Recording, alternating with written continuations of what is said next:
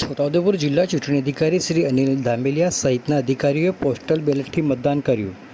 લોકસભા સામાન્ય ચૂંટણી 2024 અંતર્ગત છોટાઉદેપુર જિલ્લામાં આગામી તારીખ 7મી મે 2024ના રોજ મતદાન થનાર છે।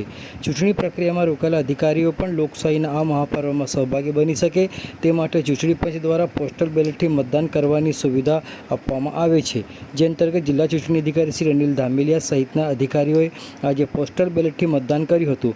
આ પ્રસંગે જિલ્લા ચૂંટણી અધિકારીશ્રીએ જણાવ્યું હતું કે ચૂંટણી કામગીરીમાં રોકાયેલા અધિકારી કર્મચારીઓ પણ લોકશાહીના આ પર્વમાં સહભાગી બની શકે તે માટે પોસ્ટલ બેલેટથી મતદાનની સુવિધા આપવામાં આવે છે।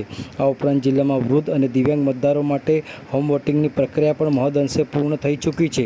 શ્રી ધામેલિયાએ જિલ્લાના તમામ નાગરિકોને આગામી તારીખ 7મી મેના રોજ અચૂક મતદાન કરવાની અપીલ કરીને વધુમાં વધુ યુવા, મહિલા, દિવ્યાંગ અને વૃદ્ધ મતદારોને મતદાન કરવા અનુરોધ કર્યો હતો।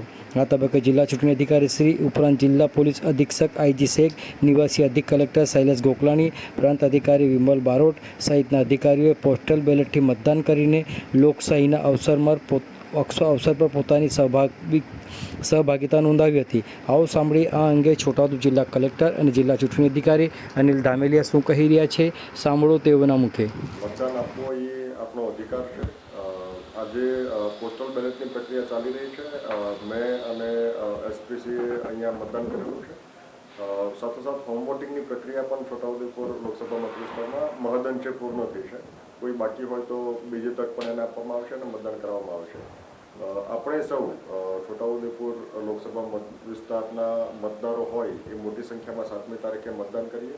ખાસ કરીને પ્રથમ વખત મતદાન કરનાર હોય એવા યુવાઓ, મહિલાઓ, વૃદ્ધો, દિવ્યાંગો એ મોટી સંખ્યામાં મતદાનની પ્રક્રિયામાં ભાગીદાર થાય એવું હું અનુરોધ